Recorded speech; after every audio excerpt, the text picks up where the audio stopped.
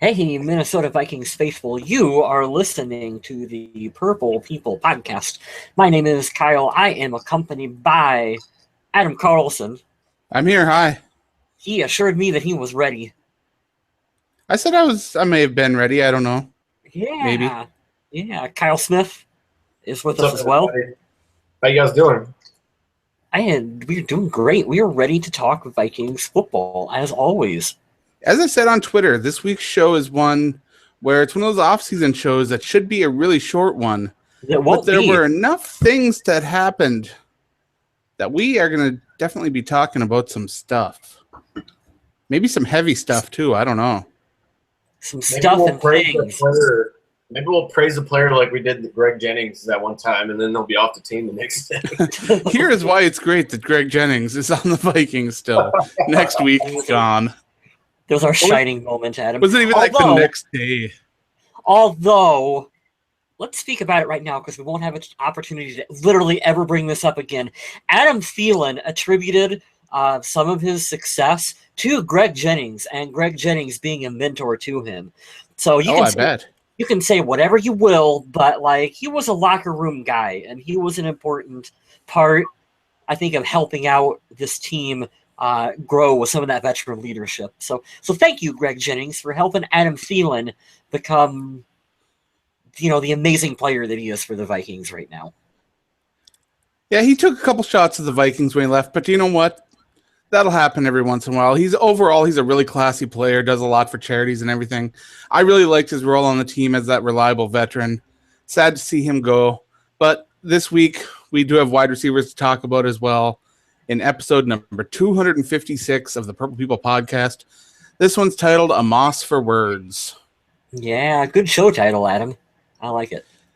I couldn't think of what to say, so I went for it. But he still lives in Minnesota. Well, let's start things out here. We're going to talk about the quick hits.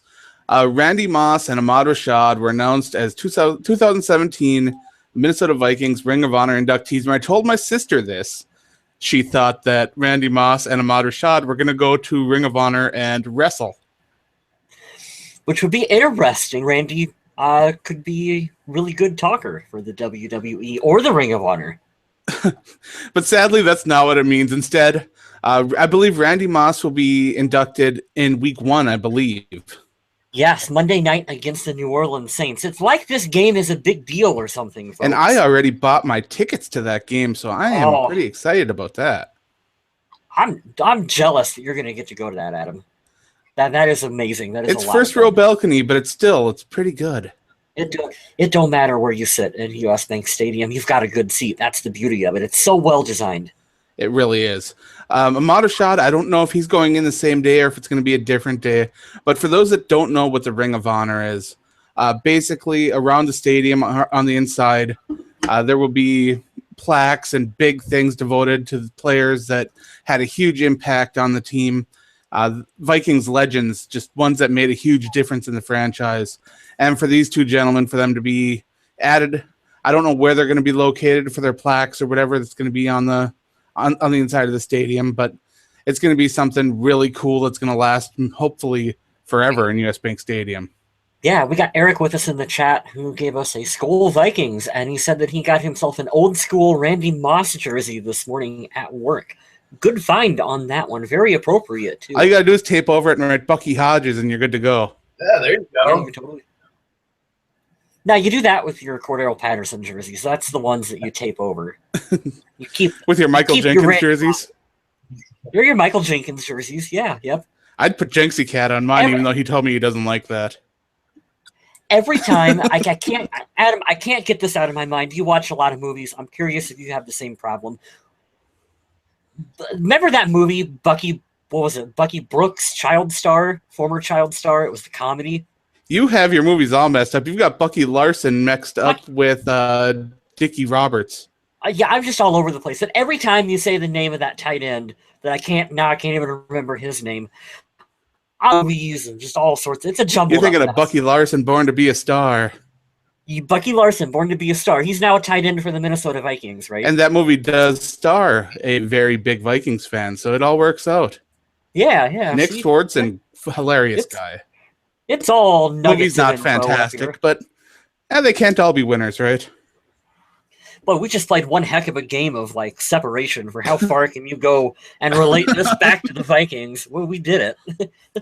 And yet we're still not mentioning Ahmad Rashad, who waited a long time to get this honor. It's actually kind of astounding that it's taken this long for him to go in the Ring of Honor. I kind of understand it's Randy Moss. He retires, they wait a couple years, good to go. But does this mean that Ring of Honor is as far as the Vikings are going with Randy Moss? Are we probably won't be talking jersey retirement. Otherwise, they wouldn't have given the number to Bucky Hodges, right? He did mention, and I don't know if it was just a slip of tongue, if he wasn't supposed to say anything, or if maybe it's just wishful thinking on his part. But in one of the interviews on Vikings.com, he did mention jersey retirement. So yes, and I don't know if that's. I don't know what's going to happen with that. I think if the NFL decides that he's going in the Hall of Fame, that's a no-brainer. You should retire his jersey. I mean, why not? I really don't care. We've talked about this before. I really don't care either way. I think it's an honor to get your jersey retired, and it's cool. But at the same time, I mean, it is fun to look at jersey numbers and see the lineage of, like 84 has been around and it's had a number of players. 28 has had a number of players that have had it. So I'm fine either way. I think it's cool. It doesn't matter. It doesn't matter if Cordero Patterson wore 84. Well, to some people, it's a big deal. I mean, remember when Cordero Patterson got that number as a rookie, and a lot of people said that it was disrespectful for him to choose that. It was fun. I just think it's fun. Like, oh, it's fun. We got another receiver wearing 84. Like, I think that's fun. There are very few players in the league that I think you can go, that number should be retired. And I'm talking like Brett Favre, number 4 for Green Bay. That should be retired. And I'm sure that'll piss someone off in Vikings land that I just said. No, you're absolutely right. I mean, it should. But I mean, like 4 should be retired. Randy is a Hall of Fame player, but if 84 doesn't get retired, I don't care. It's okay. The Ring of Honor is a good honor for him. I think that's a great step in the right direction in honoring him. Even though I wasn't the biggest fan, you know how I am. The diva players, I can't get into them. I'm a grinder, man. I love those offensive linemen. You give me the Ron Yeri kind of guys, and I'm like, all right. Yeah. But yeah, it's great to see those guys entering the Ring of Honor. Up next, we got another big honor.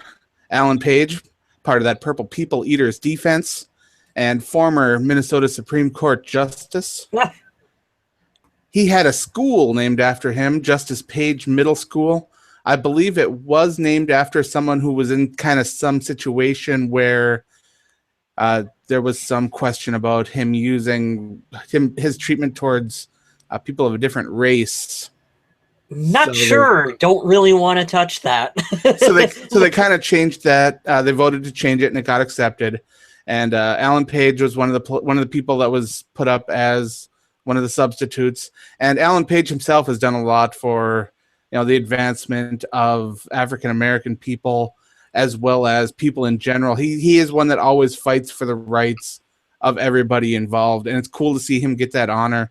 And if you read the interview that he gave when he was at the ceremony where they announced it, it was the quotes that he gives are just powerful. I mean, he goes as far as to say that it's the kids who deserve it all because they got to see the wheels go in motion and that they can institute change and that they shouldn't be afraid to fight things they don't believe in. And it was amazing. It's as much as you're right, Adam, as much as we love players, or at least I do, like Randy Moss and like whatever, Alan Page is someone that, like, if you have kids and you want them to have a positive role model to look up to, I mean, this guy, he's nothing but a class act just through and through. And I believe he was the first African-American to be on the Minnesota Supreme Court. He was. As well, too. So just all kinds of... What are the chances of being that good of a football player is what he was, and then also be able to be on the Minnesota Supreme Court? I mean, that's just no little bitty feat. Like, well, what's absolutely crazy is that he wanted to be a lawyer when he was a kid to help people out. Mm-hmm. And it just turned out that he was that good at football. Is he in the Hall of Fame? Yes, he is. Googling now, I think he is. Yeah, he is. Yeah, I was going to say, if he's not in the Hall of Fame, he really Hall of Fame, Ring of Honor, number retired. He got the whole thing, got the whole kit and caboodle. Whole shebang. I love Oh, Alan yeah. Page. That's just a great Vikings player right there. I love seeing that kind of stuff. That and charity stuff, amazing. Mhm. Let's move on to some bad news here. We got safety Tommy Armstrong, who was waived by the Vikings. He used to be a quarterback at Nebraska, and they tried moving him around to some positions, and apparently nothing really stuck for him. So ended up being released by the team. Don't really know much about him. Can't really. I know Paul Allen was a big fan, but that don't mean much. He's a big fan of a lot of things that aren't fantastic. Yes. Paul Allen's a homer. I'll say it. Jeez.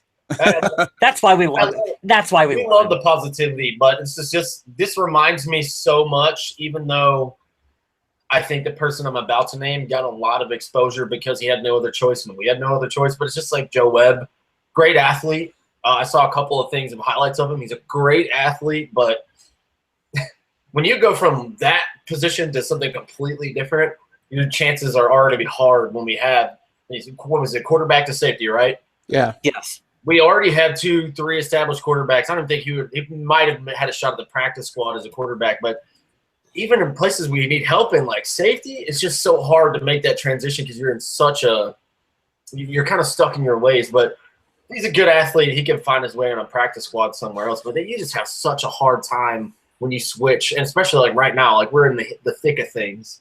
So I wonder, did we find a reason of why he had to switch? If you're being honest, I mean, he wasn't a great quarterback. Mm-hmm. But he's highly athletic, so you know how Zimmer likes to gamble on some of those highly athletic players and try to find a fit for him. That's essentially, I'm guessing, what the team tried to do. We have some people here in the chat. We got TMF Tyler saying straight cash homie, big fan of Randy Moss right there. We got Malaya Reynolds saying love the show. You guys do a great job. Go Vikes. And thank you for coming on in with us. We got Eric Grendel listening to us in the shower, which I don't know if I want to think about that, but I think that is a podcast first. I don't know if we've ever had anyone Hey, Eric, in the shower before. As you hear my voice saying this, I every morning when I wake up, I don't even drink coffee. I turn on ESPN and I listen to it's either Mike and Mike or Dan Le Batard. So I completely understand. I don't think it's weird. I completely understand, but it's not. I think it's 8 o'clock on the East Coast, so I get it, man. But if you're listening, that is totally fine. And side note, I looked it up while we were sitting here. Alan Page going into the Hall of Fame is super special to me because he went in the year I was born in 1988. So, wow, I'll throw that little nugget out there. He's been in there for a while. That's good. That's good. Very deserving. Absolutely. So Courtyard Hotels released an advertisement. It was more of an extended advertisement for their hotel chain, of course, but in it, they had U.S. Bank Stadium and Jared Allen, and they were presenting a fan with one of the best Father's Day experiences ever. They took this fan and had his daughters bring him to the stadium for an exclusive tour, took him around, brought him, and there was this Dad Hall of Fame, and surprised him with that, and then they came out with a customized jersey, gave him tickets to the Super Bowl and everything.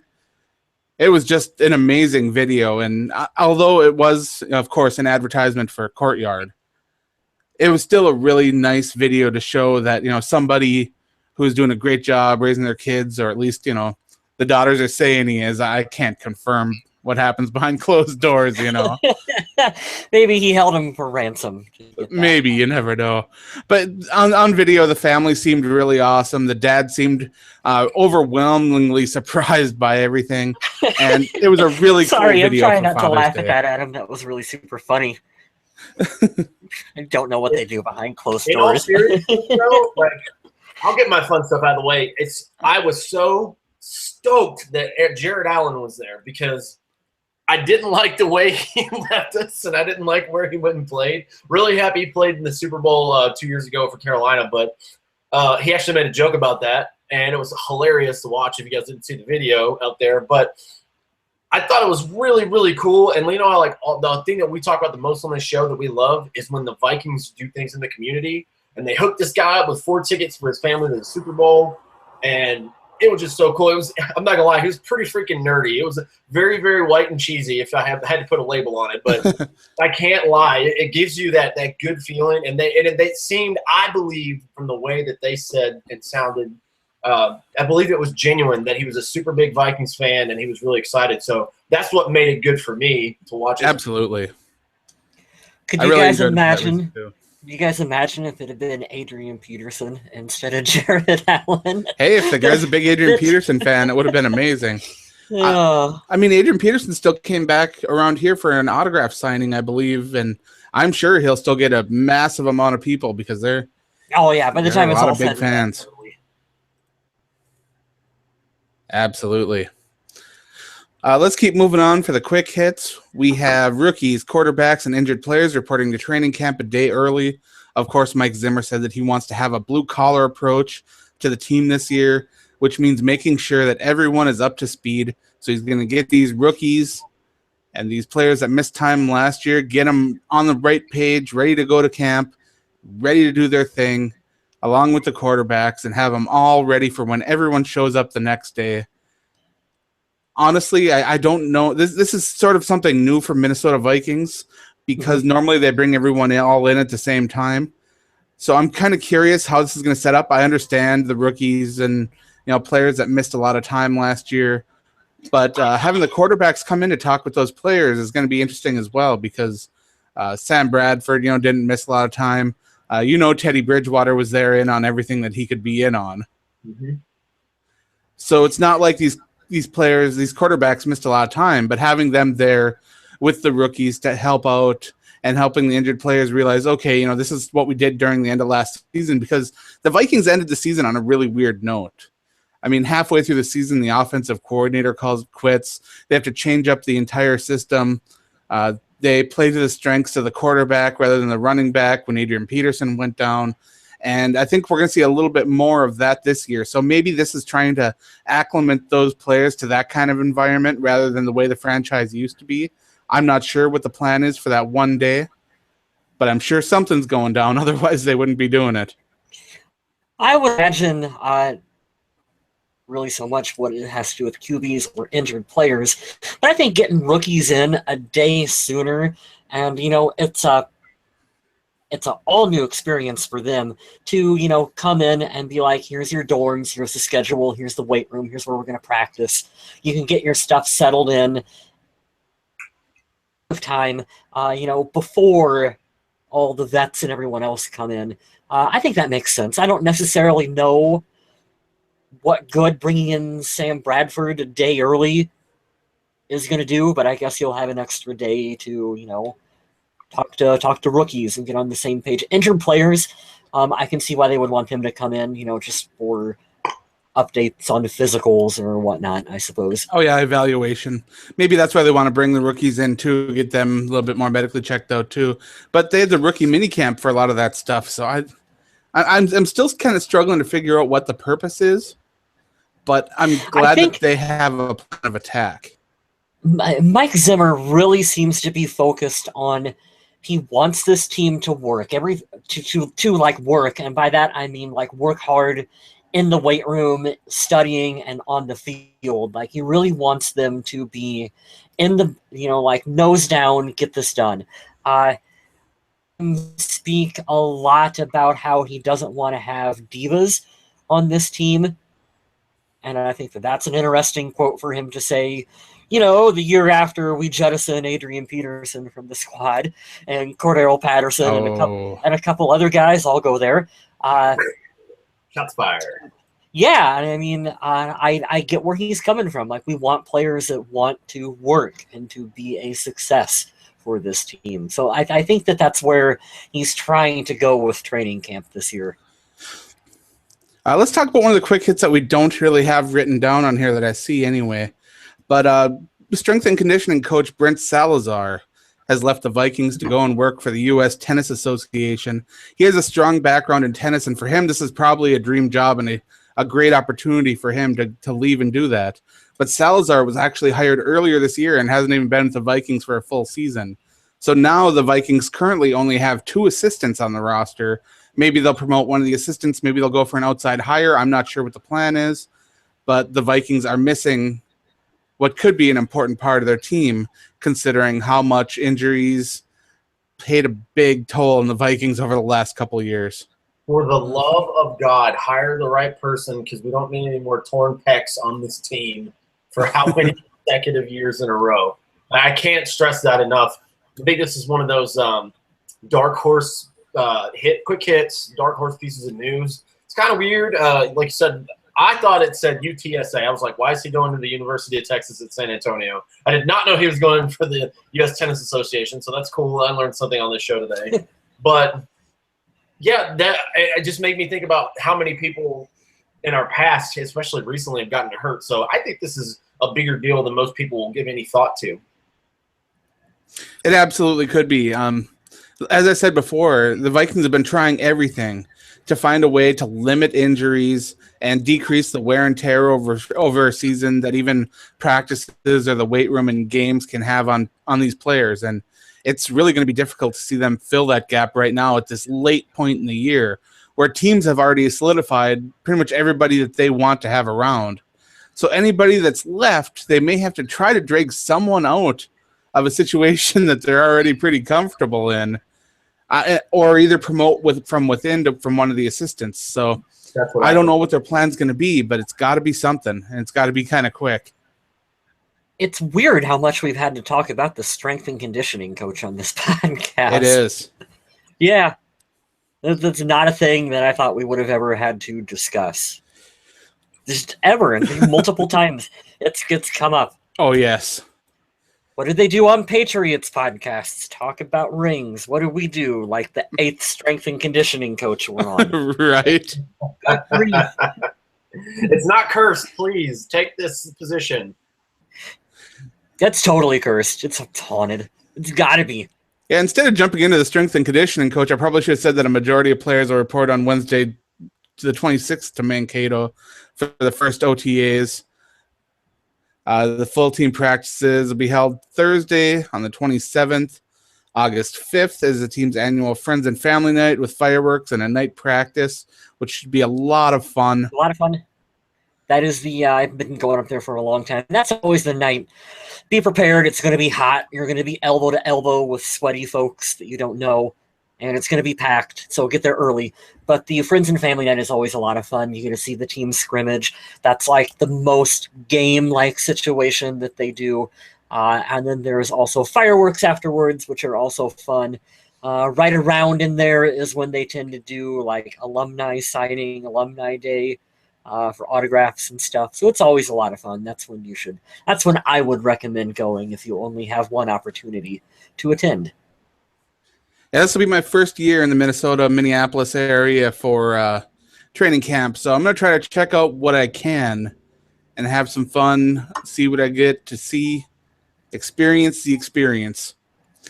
I hope you get to go. I recommend everyone, if you get an opportunity to go, you definitely should. Also because this is probably the last year that it's going to be in Mankato. And this is a tradition that's been 50 plus years strong at this point, so to see it come to an end is kind of a big deal. So you should have an opportunity to say that you went before it's not here anymore. Well, if you're going to be there, Eric Grendel says he's planning on being there.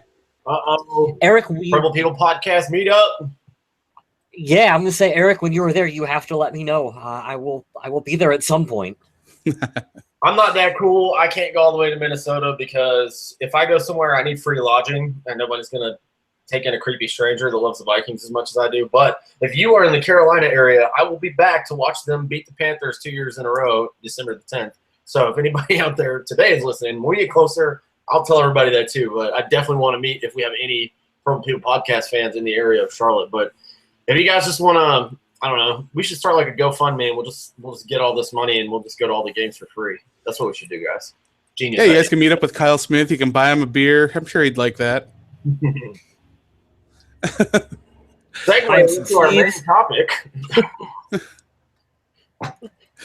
Oh, that's not a very good transition, is it? No, it's not, but I'll jump on that grenade. So if you guys haven't heard, the main topic for this week, we signed Michael Floyd in the offseason, and he reportedly tested positive for alcohol usage during his stay on house arrest. The crappy part about this is it was all tea. Yeah, well, we're going to talk about it. The main topic, so we'll dive right into it. But the crappiest part, if I read it correctly, was this is like 5 days before his house arrest was supposed to be up. Right. Which is, it never ceases to amaze me. I'm going to get my opinion out really quick. I'll do it in like 30 seconds. I changed my point of view on it after my emotions left. I'm really, really sad for this guy because I hate that such a big talent could be wasted, because if you're a first-round pick, you have talent enough to be a professional football player. I do think when there's a trend starting to set and there's multiple instances where you get in trouble for the same kinds of things or the same things, I do think you make a conscious effort. And that part of that's on him. But no one should be denied the chance to better themselves. Now, I can tell you I don't think he's going to play much more professional football, and I don't think he's going to be a Viking if all this is true and he knowingly violated this. But I hope he can change. I hope that he changes himself, because that's the right thing to do and to say. I don't like it. I don't like the situation, and I hate that we have to talk about it. Well, the report came through from TMZ that he had missed several tests, random tests, and when he was tested, it was reported that he failed. And I guess he is blaming kombucha, I guess is how you pronounce it. I don't know. I drink. Heard of it. I drink black tea and green tea, so unless it's a color, I don't know what it is. But yeah, according to that, ESPN's Adam Schefter says that he has a show cause hearing back in Scottsdale on June 26th. So he'll have to explain his non-compliance of the high alcohol tests there, which, you know, I'm pretty open about my history. I've had quite a problem with alcohol throughout a lot of my life. I made a lot of dumb decisions, and I made them more than once.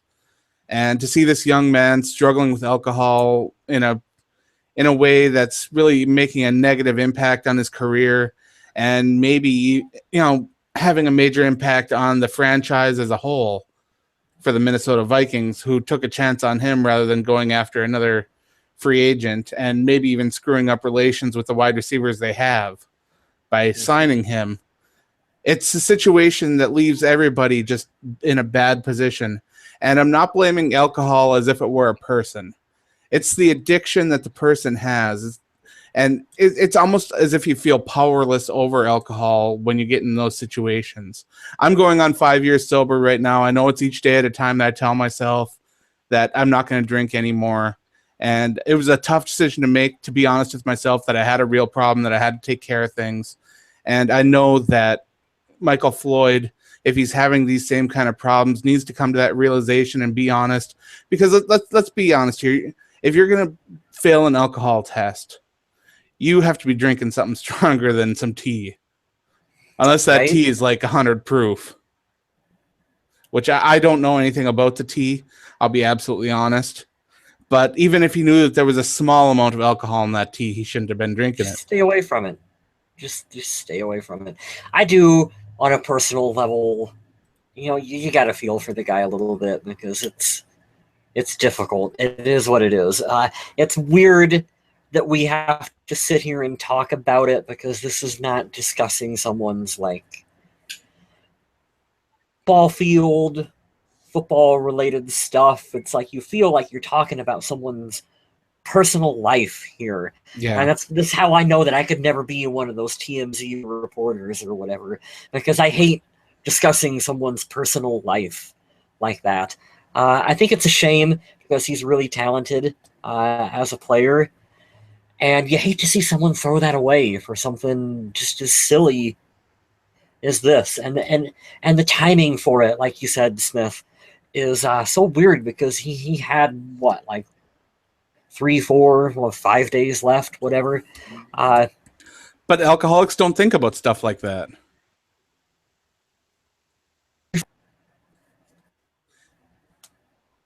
Yeah. I can't hear Mr. West. Can you? No, he faded out for a second, but I think he's back. Like we say every time we end this show, we're going to keep it classy. I didn't have the best response now that I heard it, think about it now, because I just get mad because I think about the team and, you know, how the image is made look. Number one, it's just like I'm in the military. If you're going to get in trouble or lose rank or whatever, like in my position, you try to push that aside, but look, there's going to be repercussions for this. But at least, you know, where I work, they'll be like, look, don't worry about that for now. We're going to get you help. And that's the way it should be. Now, like I said earlier, I don't think that he's going to be playing professional football for very much longer because teams won't take chances on you when you have controversy like this. Colin Kaepernick's a great example. He's done no drugs and he can't get a job. And yeah, it's a whole other can of worms. But well, that's a different kind of distraction too. I mean, yeah, absolutely. But just having multiple times where this has been an issue, it starts to make people wonder from the business side, do you take your career seriously? Because, you know, if it keeps happening, obviously there's a problem. But then once you say there's a problem, we got to get this guy some help because the last thing you need is to have him, you know, the news come out that he's been in a car crash because his alcohol has been involved and he's dead. You know, we don't want that for anyone in his family, anyone who knows about it. We don't want that in general. So I feel for the guy and hopefully he gets a chance. But this opens up a lot of other stuff too. Eric Decker was on the market. A lot of people think that Laquan Treadwell is a bust. I don't think he is, but it opens up a lot of questions about the wide receiver group that we have. Go figure. We talked about it last week. Who might it opens it back up.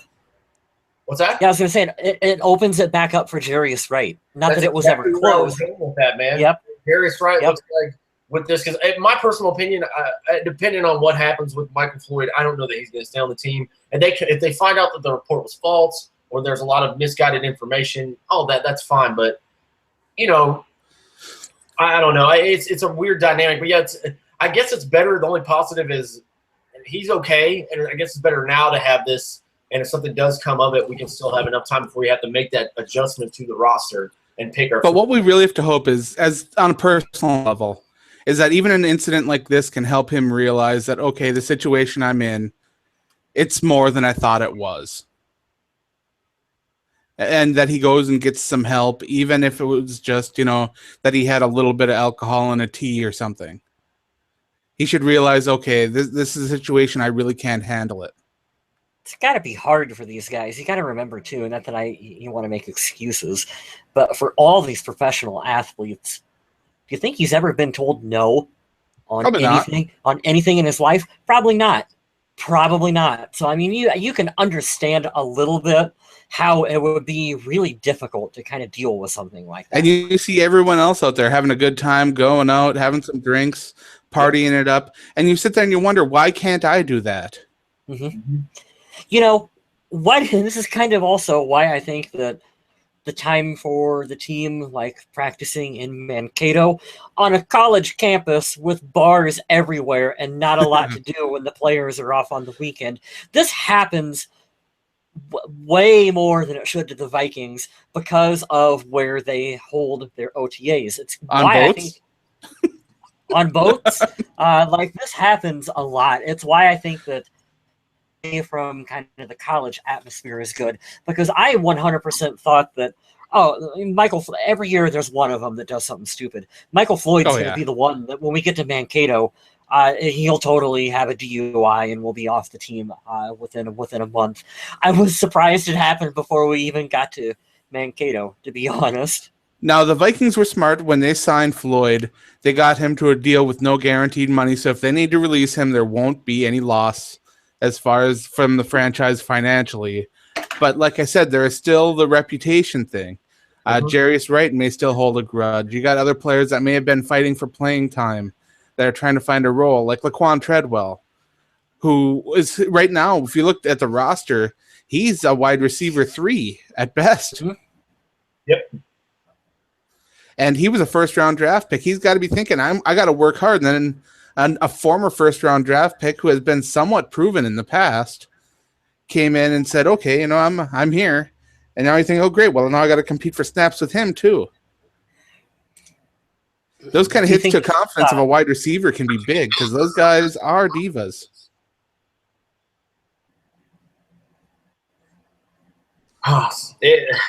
That's frustrating. I had something that I was going to go with, and I forgot, so it'll come back to me. I didn't want to jump in and interrupt. Do you think Minnesota is Michael Floyd's last shot in the NFL? Like, let's say that he does get a suspension or whatever from this, or the Vikings have to release him. The worst case scenario is that he's going to end up in jail. If he finds out that, you know, if this all turns out to be true, he's going to jail. Well, there you go. I don't think that he's going to have another shot because like Adam said, if this comes and turns out to be that way, once you have that down, it's the more that football evolves and the older that we get, the more the league just doesn't deal with that kind of stuff. And as long as Goodell's running the show, those suspensions and everything else, how the Players Association has everything worked out, it's gonna be bad for him. And what else I was thought about earlier, and I remembered it back now, is if you think this is bad in Mankato, can you imagine what the Las Vegas Raiders are gonna have to deal with here soon? Oh my God! This is a random thought. If you think it's bad in Minnesota, it can always be worse. That's gonna be a crazy, crazy thing when they move out there. I couldn't imagine rooting for the team at LA either, because I feel like you can find a lot of trouble in those huge market cities like that. Well, Floyd's last city, Scottsdale, is a known party city as well. That's one of the top party cities in the USA, actually. Scottsdale, it's in Arizona. Oh God, you said something about that area. That's where Gronk went to college, I believe. That ASU, right? You have it. There's a recurring theme here. Yeah. No, but in all fairness, I hope he figures it out. Don't know. His future is very cloudy and gray at the moment, but we'll hear something about it. Yeah, we'll be talking more about this in the future as to what happened with his situation and how it's going to affect the Vikings. But for now, we're just hoping that he can get whatever help he needs and that hopefully things will work out best for the team, whether they have to release him or, help him along the way. Whatever the team and the player decide at that point is great. But for now, we're just hoping for the best for everybody. Absolutely. Couldn't have said it better. All right, so we had a social media question this week, right? We sure did, and it involves, which is really funny, it involves Mr. Teddy Bridgewater, since it is Teddy Tuesday around here in the Vikings world. Nice. Teddy Tuesday. That's amazing. So we talked about it last week. By the way, I just want to say, speaking of Teddy, there's been a lot of people talking about him. I forget. Was it Laquan? Was one of our wide receivers, I feel like. Talking about it, I heard he's saying that it looks like Teddy, it looks like nothing has happened now. He's back to form. Yep. Obviously, the doctors had to clear him, but this is very, very positive and hopeful for us, especially in the future, especially his future. There's a great interview last week, too, that I watched, thanks to Kyle and Adam telling me about it. Mike Zimmer sat down and talked with Paul Allen and some of the guys over right before they ended OTA. So you guys should go check that out because he talks a little bit about Teddy there, too. But the social media question posted a week ago says, if and when should Teddy Bridgewater be activated this season? So we have 1, 2, 3, 4, 5, 6, or 7. We'll shout out all these people. We had John Dostal, who's a regular, our boy Dorian Foley, Joe Carlson, Kathy Esbert, Brandon Ailes, Louis Martin Lopez, and Stephen Osborne Jr. all chimed in. So let's read a couple of these. Sam got a full off season. I'm sure the playbook was built around him. This is his season, so Teddy shouldn't be activated unless Sam is awful or injured. Very, very interesting take there. Our boy Dorian Foley says, he is absolutely out of the woods. No need to rush Teddy. I agree with that one. Yes. That's exactly how I feel about it. Joe Carlson, good take. Hopefully Bradford stays healthy and plays well so we don't have to rush him back this year. But if Bradford has a great season like I think he will, I think this is his team going forward. I've always been big on Sam, even in college. I think he could be the face of the franchise. That opens up a lot of conversation. What do you do with a first-round pick who's pretty much proven himself? He was on the team the last time we went to the playoffs, and he was the starting quarterback, led to a division title. The team's changed a lot since that. Just one season, the team changed a lot. The defense going forward keeps getting better. We don't have a Hall of Fame running back anymore. The offensive coordinator left us midseason. Thanks for that. Still bitter about that, Norv. We'll not let you forget about that. But a lot of interesting takes on this. I think we were all in consensus here. When Teddy's 100% healthy, then I'm okay with him being the number 2. As far as the 2017 season, right now, this is Sam Bradford's team, and I'm completely fine with that. Unless he just goes out and starts throwing ducks and looks like Peyton Manning in his last year, I don't see a reason to be like, oh, well, we got to get Teddy back out there, because the longer that he doesn't play and he's not activated, the healthier his knee's going to be able to back to form, because we all remember how good he was, or at least how good he looked in preseason last year. And even Nate Burleson from NFL.com said it. He's like, it looked like he was about to make that leap to be in the top, 12, 14 quarterbacks in the league. Teddy was one of the most clutch players in the NFL, according to stats.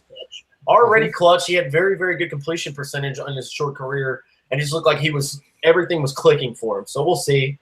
The biggest thing about all this, though, and I don't know how you guys feel about it, is I know Teddy will be back on this team. I have it. I know it. I believe it, and I'll stick with that. How is he going to mesh with Pat Shurmur? Because Pat Shurmur and Sam Bradford were like this for a long time. They still are. Hey, I like that going forward. Who knows? But how will this offense affect how Teddy would have played? Because it's going to be catered to Bradford. So I don't know what you guys think about that. What the thing that is in my head about the whole thing is I am wondering how many of these NFL teams that haven't really dove in on the quarterback market in the past might be waiting to try to snatch Bridgewater up. If the Vikings continue to go forward with Sam Bradford. Because if Bradford plays this year and plays well, goes at a high level, Minnesota will almost be forced to stay with him, which will leave Teddy as a backup, and quality backups don't last long. I mean, if you look around the NFL, whenever there's a backup that has had some good games in the past and proven themselves to be at least somewhat competent, they get a shot as a starting quarterback somewhere. And I don't want to think of Teddy Bridgewater in another team's uniform, but it may happen. I've been saying it. I've been saying it just like our buddy here who commented on there. So it's Joe Carlson. He's always been big on Sam Bradford. I'll be honest with you. I've always felt bad for Bradford because he never really had a decent team around until he got to Philly, and then he had a decent year. Coach gets released, and they're like, well, we don't want you anymore. We're going to get Carson Wentz. Finally gets a decent team, no time to figure it out. And he actually does pretty well, all things considered. Yeah, that would be really weird to see Teddy. And then you got to start thinking, I'm just throwing out stuff for the future here. Let's say Sam is great this year, and we say, hey, we're going to move forward with him because he's still relatively young. I think he's 29, so he's still got a good quality 6 years out of him, assuming he stays healthy. So we move on from Teddy. What happens if he goes somewhere else and he does really well? A lot of fans are going to be pissed. Oh, yeah. Or if right after that, Sam Bradford goes down with an injury. Oh, of course. That would be our luck. So let's say he goes on, he's good on another team. That'll piss a lot of people off, including myself. What kind of value would you get out of him because of the injury? Maybe he comes back and he looks amazing. Do you get the first rounder back? And then, yeah, like you said, to go back to your point, Adam, is quality backups. I don't think that Teddy would like to be a backup. I think he knows he's a good starting quarterback. I know he's better than at least 3 or 4 of the starting quarterbacks in the league right now. I don't know if he necessarily want to play for those teams, but to get a shot to start, I think he's humble enough to say, look, I'll play anywhere. Just let me be the guy. But he wants to play and he wants to win. He's always had that attitude. But he's also a team player, which makes you wonder if he would want to stick in Minnesota even as a backup. And I wouldn't blame him if he didn't want that role with the team. You know, having that desire to play and just be out there and help your team win. Watching from the sidelines, it can be tough for a lot of people. And I think Teddy Bridgewater is one of those players that would really struggle not being on the field. And comparing him to Alex Smith all the time, and I saw the comparison. I didn't necessarily like it, but I agreed with it for the most part. Same thing happened to Alex Smith. I think he got injured. San Francisco, we had a guy come in, play really well. He stayed on the team for a while. Alex Smith found success with the Chiefs. Now, he's in a hard division, but he's made it to the playoffs many, many times. I could see something very similar happening. If you find a team that's sort of like Minnesota, that's got a good defense, got some good playmakers, there's no reason why Teddy Bridgewater can't lead you to the playoffs. Damon Pfaff has a great question here in the live chat. He says, how many games does Bradford need to lose before the fans start cheering for Teddy? What kind of record does he have to have before there's a mutiny? If he loses 2 games in a row, people will start it because our fans are savages and they are the most. You're giving people the benefit of the doubt. the first time he throws a check down, the first time Sam Bradford just throws like a check down, people are going to be all over Twitter like, "What? Where is Teddy? What is this horse shit?" And the first time he throws an interception, good grief, they're going to be ready to crucify the guy. What would it actually take? I mean, it would take I think a pretty colossal meltdown. Like a Christian Ponder game. Christian Ponder game, and I also think a really bad stretch of the Vikings have lost. So, and it ended with them in a 40-point shutout at home, where interceptions. Josh Freeman levels of suckitude. Oh my God. We've talked about Joe Webb, Christian Ponder, and Josh Freeman today on this show. No, I agree with you, man. And you know what the weird thing is? Like, I can only think of 2 games last year. Now, granted, one of them was awful, and I put most of it on Sam. But I can only think of 2 times last year, and it was both against the Lions, where Sam had a bad game. And you could probably put a little blame. Quarterbacks have bad games. Brett Favre had a bad game every now and then. Oh, yes. But Twitter will never agree with you on that. They'll be like, no, he sucks. Fire him. Kill him now. Yeah, well, that's Twitter. I'm right there with you, man. You got to take the good with the bad. It's a weird situation for the Vikings to be in. It's a weird year. It's been a weird past 12 I don't know if Bradford's a quarterback and the Vikings have a 5-win season. Hey, if that does happen, if we go 5-11, you can bet your ass that the 1-year deal is going to be it. That last year, this will be his last one. We'll be like, well, Teddy, how's that knee feeling? Come on back. I hope not, though. Like I said, I have nothing but respect for Bradford. I still think he's been a champ and played the part, so I hope he has an even better year. I still think even if Sam plays lights out football for the Vikings, this is Teddy's team next season. That's just what I think, because he's younger, and I just think that he's our guy, and that's what you go with. And I think that Sam is doing a good job, great job so far of filling in. But long term, this is Teddy Bridgewater's team. And if Pat Shurmur don't like it, if you don't fit with Teddy, this wouldn't be the first time that we've changed offensive coordinators and just been like, okay, you're gone now. Here comes someone else. Come fit the team for Teddy. That's what I think. I think that if you can, and it's a tight game to play for Rick Spielman, because if you trade away Sam Bradford and you get your first round pick back, and then the Vikings mediocre the following season with Teddy Bridgewater, even if it's not Teddy's fault, that could cost Rick Spielman his job. I was just going to say that he'll get canceled. Yeah. Yeah, the decision's going to be a very tough one when it has to happen. This is the biggest I don't even know if you want to call it a problem, but this is the biggest fork in the road for the Vikings on how they handle Sam Bradford and Teddy Bridgewater. If they do it correctly, we could be good for a really long time, and we could bring that first Super Bowl ring to Minnesota.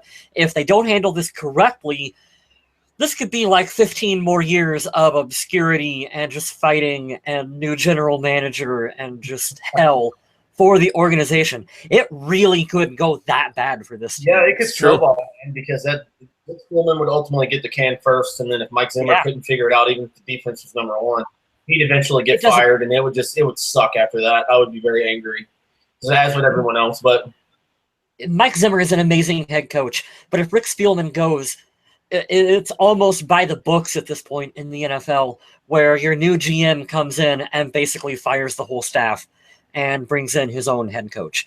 And I don't want to see that happen to Mike Zimmer, because Mike Zimmer is the coach that's going to lead us to the promised land.